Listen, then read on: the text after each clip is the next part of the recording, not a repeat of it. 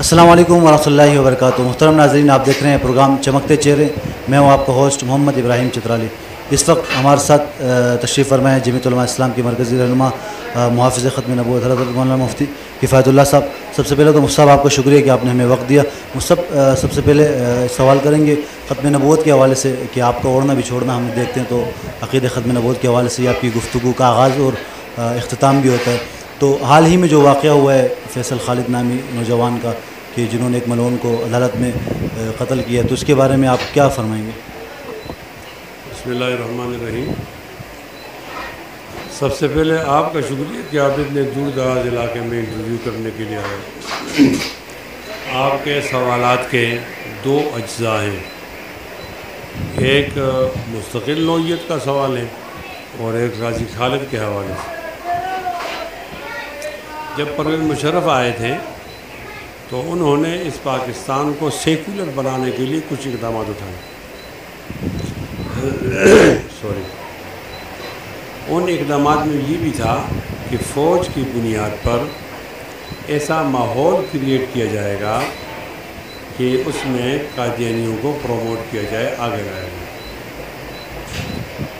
اس کے لیے پھر اس حکومت کی بھی تشکیل ہو گئی۔ تو چند واقعات ایسے ہو گئے کہ ہمیں ختم نبوت کے بارے میں ان سے خطرہ پیدا ہو گیا۔ محترم عمران خان کا خاتم النبیین کا لفظ غلط پڑھنا، صدر صاحب کا خاتم النبیین کا لفظ حلف میں پیراگراف چھوڑ دینا،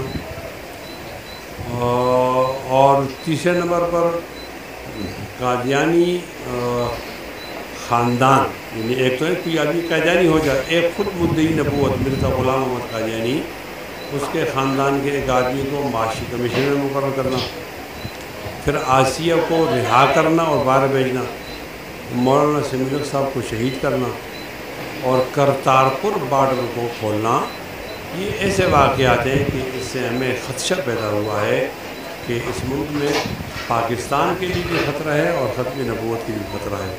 تو ہم اس کے لیے جو کام کرتے ہیں اور تمام لگے ہوئے میں بھی کرتا ہوں۔ مجھے 4 دفعہ انہوں نے گرفتار کیا، ایک دفعہ مجھے ضلع بدر کیا اور ایک دفعہ مجھے راستے میں روک کر مارا، مجھے بہت پیشکشیں بھی کی، مجھے ڈرایا بھی جا رہا ہے، اور آخر بار جو کورونا میں مجھے انہوں نے پکڑا تو مجھے 24 دن جیل میں جانا پڑا۔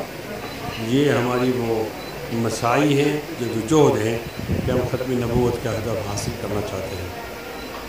آپ نے سوال میں غازی خالد کا نام لیا، تو غازی خالد کا جو عمل ہے وہ اصل میں ایک رد عمل ہے، بلکہ اس کو اس طرح آپ کہہ سکتے ہیں کہ عدالتی نظام کے رویے پر افسوسناک رد عمل۔ کیا مانا؟ کہ جب عادل اور جج کے پاس 2 قسم کے ترازو ہوں گے، ختم نبوت کے کارکنوں کے لیے اور ترازو ہوگا اور ختم نبوت کے مجرموں کے لیے اور ترازو ہوگا، تو پھر مایوسی پیدا ہوگی، پھر لوگ ججوں کو نہیں دیکھیں گے، عدلیوں کو نہیں۔ میں عدلیوں کو مانتا ہوں، عادل سے اختلاف کرتا ہوں، یہ میرا حق۔ کیا ہوا؟ بہت سارے ایسے کیسز ہیں کہ لوگوں نے گستاخی کی ہے تو حکومتی سربراہی میں اس کا ٹرائل شروع نہیں ہوا، تاخیر کی گئی۔ بہت سارے ایسے کیسز ہیں کہ ان کا ٹرائل تو ہو رہا ہے، اس کو بلا ضروری تاخیر دے رہے ہیں۔ تیسری مرحلے پر ایسا ہوا ہے کہ ٹرائل ہو گیا ہے، اب سزا پر عمل درآمد ہونے چاہیے تو وہ سزا پہ عمل درآمد نہیں ہو رہا ایک طرف، اور دوسری طرف آپ دیکھتے ہیں جو نبوت کا کارکن ہوتا ہے، غازی ممتاز کا میں نام لوں گا، کتنی جلدی وہ انصاف حرکت میں آیا اور ان پر مقدمہ ہوا، ٹرائل ہوا اور 1 سال کے اندر انہیں پھانسی کر دیا۔ یہ 2 مختلف رویے ہیں، میرے لیے اور مخالف فریق کے لیے اور۔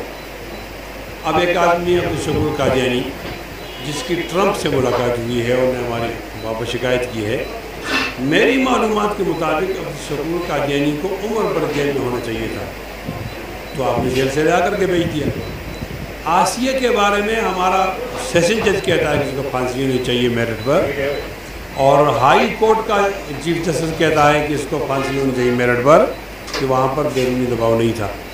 لیکن جب سپریم کورٹ کی بات آتی ہے تو بیرونی دباؤ کا شکار ہو جاتے ہیں عدلیہ، مجبور عدلیہ وہ شکار ہو جاتی ہے۔ محترم عمران خان کو، اگر میں ٹھیک بولتا ہوں تو اس کو نوٹ کیا جائے، عاصیہ کے فیصلے سے پہلے ایک انٹرویو میں کہا ہے کہ ہم اس کو رہا بھی کریں گے اور ہم اس کو باہر بھی بھیجیں گے. اس کا معنی ہے کہ وزیر اعظم اثر انداز ہو گیا نا، تو عدلیہ تو غیر جانبدار نہیں رہی، پھر باہر بھیج دیا. اب غازی خالد کے لیے آپ قانون کی بات کرتے ہو، غازی خالد تو ایک علامت ہے عدلیہ سے مایوسی. اگر آپ کے معاشرے میں سلمان تاثیر پیدا ہوگا تو پھر اسی معاشرے کے اندر غازی ممتازی پیدا ہوگا. اگر آپ لاجپال کو پیدا کرو گے تو پھر وہاں پر علم الدین بھی پیدا ہوگا، اور اگر آپ پیدا کرو گے طاہر نام کے مدعی نبوت کو تو پھر غازی خالد بھی پیدا ہوگا. اگر غازی خالد پر قانون کے مطابق آپ کوئی مقدمہ کرنا چاہتے ہیں، پھر ہماری تجویز ہے کہ آپ اس کو رہا کرو ضمانت پر. پہلے آپ عبدالشکور قادیانی کو واپس لاؤ، عاصیہ کو واپس لاؤ، ان پر بھی ٹرائل کرو، ان پر بھی ٹرائی کرو، تو پھر آپ سے انصاف کی امید کر سکتے ہیں، ورنہ ہم آپ سے انصاف کی امید نہیں کریں گے. اور آخری جملہ یہ بولنا چاہتا ہوں کہ جب عدلیہ ہمیں مایوس کرے گی، دو قسم کے ترازو رکھے گی، انصاف کا معیار دوہرا ہوگا، تو پھر کمرہ عدالت میں قاضی کا فیصلہ نہیں آئے گا، غازی کا فیصلہ آئے گا. یہ فطری رد عمل. سب ملک میں فرقہ وارانہ فساد ہے، اس کے خاتمے کے لیے کیا حال ہے؟ اس کا خاتمہ کس طرح ممکن ہے؟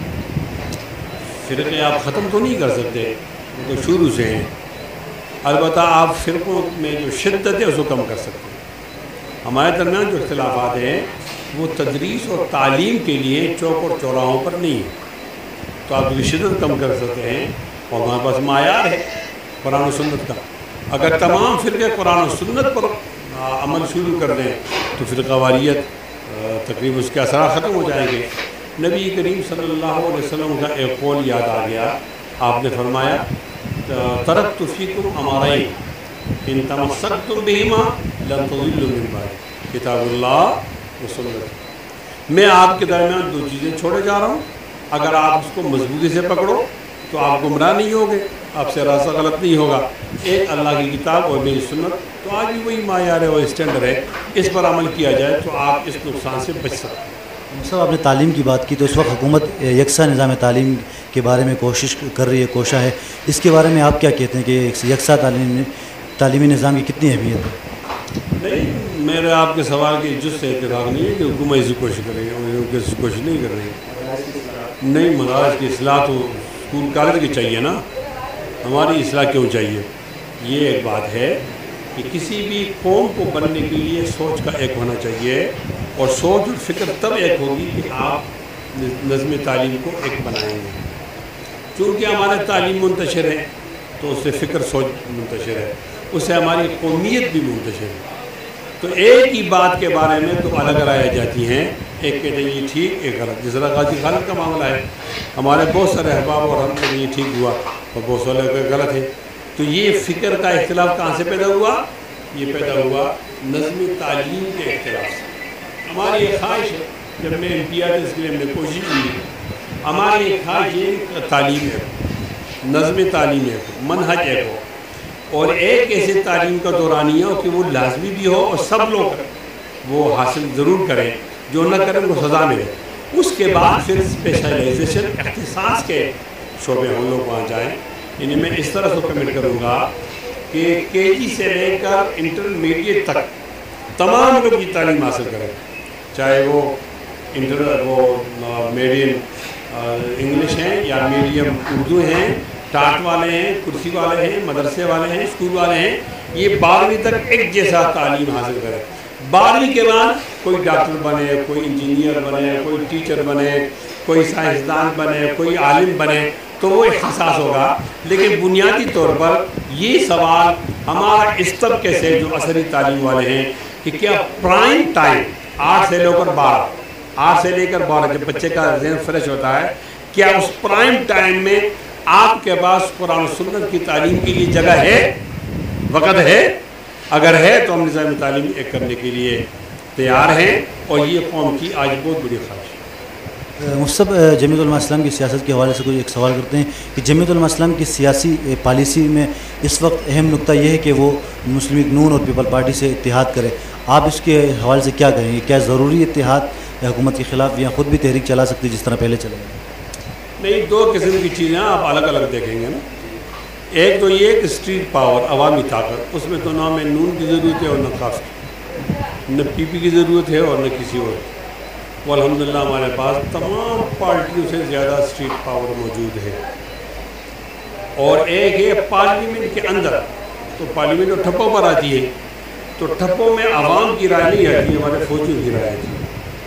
تو فوج نے ہمیں کم سیٹیں دی ہیں، پیپلز پارٹی کو درمیان دی ہیں، نون کو زیادہ دی ہیں، وہ پی ٹی آئی کو اور زیادہ دی ہیں۔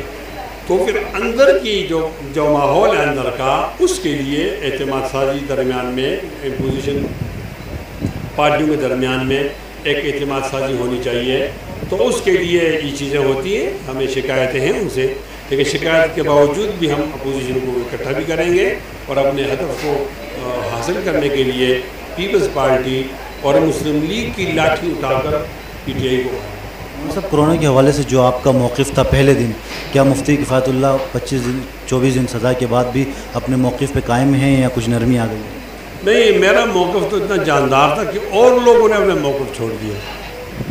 یہ یوم علی تھا اس 21 رمضان کو، تو 21 رمضان کو یوم علی میں انہوں نے کرونے کا خیال نہیں کیا، تو پھر مفتی تقی عثمانی صاحب نے اپنی بات واپس لے لی۔ اب مستحکم بات اس کی ہوتی ہے جو رجوع نہیں کرتا۔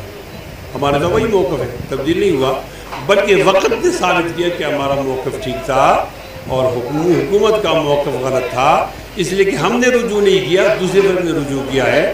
وہ چیزیں جو بعد میں یہ کہتے ہیں کہ اس سے کرونا نہیں پھیلتا، پہلے یہ کہتے ہیں کرونا پھیلتا ہے۔ عجیب سی بات ہے کہ ضلع کا ڈی پی او 7 والی سیٹ پر اپنے ڈرائیور کو بٹھا کر مسجد میں آتا ہے تو یہاں 6 فٹ پہ کھڑا ہو جاتا ہے۔ تو یہ کیسا کرونا ہے کہ گاڑی میں نہیں ہو، یہاں آ گیا ہے؟ تو یہ ذہنی غلامی کی بات تھی۔ ہمارا موقف کل بھی ٹھیک تھا، آج بھی ٹھیک ہے، آئندہ بھی ٹھیک ہوگا۔ اس کی بنیاد یہ ہے کہ ہمارا موقف قرآن و سنت سے اخذ کیا ہے، لہٰذا اس میں کوئی غلطی گنجائش نہیں۔ سب آخری سوال کروں گا کہ ملک میں اور صوبے بننے چاہیے یا یہی کافی ہے؟ یہ تو انتظامی معاملہ ہے، انتظامی معاملہ ہے۔ میری تو ایک رائے بنی تھی، ایک مضمون میرا آیا تھا، آؤ منصوبے بنائیں اور کچھ صوبے بنائیں۔ میری تو رائے یہ ہے کہ گلگت بلتستان چترال سے، وہاں سے لے کر 2 کروڑ کی آبادی جہاں مکمل ہوتی ہے وہاں ایک صوبہ دو، تو آپ اس طرح 11 صوبے بنا لیں گے اور آپ آبادی کنٹرول کر لیں گے، انصاف نیچے آ جائے گا۔ لیکن بہرحال یہ انتظامی معاملہ ہے۔ اگر آپ نے صوبوں کی تعداد کو بڑھایا تو یہ بری بات نہیں ہے، ملک اسلامی کے خلاف نہیں ہے۔ آپ اس میں اس طرح کر سکتے ہو کہ انصاف کو نیچے آسانی تک، دہلیز تک عوام کی آ جائے گا۔ مثال کے طور پر میرا کام اگر پشاور میں تو پھر ایبٹ آباد میں ہو جائے گا۔ لیکن کیا کیا جائے، یا ہمیں خطرہ بتایا جاتا ہے، ڈرایا جاتا ہے کہ اگر آپ نے صوبے بنائے تو کراچی صوبہ بن جائے گا، حیدرآباد صوبہ بن جائے گا، وہاں کے لوگ جو ہے وہ ہمارے ملک کے مخالف ہیں، وہ الگ ہو جائیں گے، پاکستان ٹوٹ جائے گا، لہذا نئے صوبے کی بات نہیں کرو، پرانے پہ آپ راضی ہو جاؤ۔ تو پھر ہم بھی ڈر جاتے ہیں کہ یار یہ نئے صوبہ کوئی بہت بڑی مصیبت ہے۔ تو اس لیے یہ بات ہے، ورنہ صوبوں کے اضافے میں کوئی ملک کی سلامتی کو خطرہ بھی نہیں ہے، اور یہ بنانا چاہیے تاکہ عوام کو آسانی پیدا ہو سکے۔ آپ کہہ رہے ہیں کہ صوبے بنانے چاہیے، لیکن جمعیت علماء اسلام سندھ کے جنرل سیکریٹری علامہ راشد سمرو صاحب کراچی کو صوبے بنانے کے خلاف احتجاج بھی کر رہے ہیں، جلوسیں بھی نکال رہے ہیں، تو یہ آپ کی ذاتی رائے ہے یا جماعت کی رائے؟ یہ جماعت کی رائے تو ادارے میں آتی ہے، ادارے میں جو رائے آئے گی صوبوں کے حوالے سے وہ راشد بھی مانے گا اور مرشود بھی مانے گا، وہ تو ایسی کوئی بات نہیں ہے۔ اور لیکن یہ کہ آپ ایک ذاتی رائے دے سکتے ہیں، میری ذاتی رائے یہ ہے کہ صوبوں کو بننا چاہیے اور 2 کروڑ کی بنیاد پر آبادی کو تقسیم کر کے یہاں 11 صوبے ہونے چاہیے۔ لیکن بے فرق اگر جماعت کی یہ رائے بن جائے کہ صوبے نہیں بننی چاہیے تو میں اپنی رائے پہ اصرار نہیں کروں گا، لیکن میں صوبوں کی کثرت یا زیادہ ہونا اس کو میں ٹھیک سمجھتا ہوں۔ بہت شکریہ مفتی صاحب۔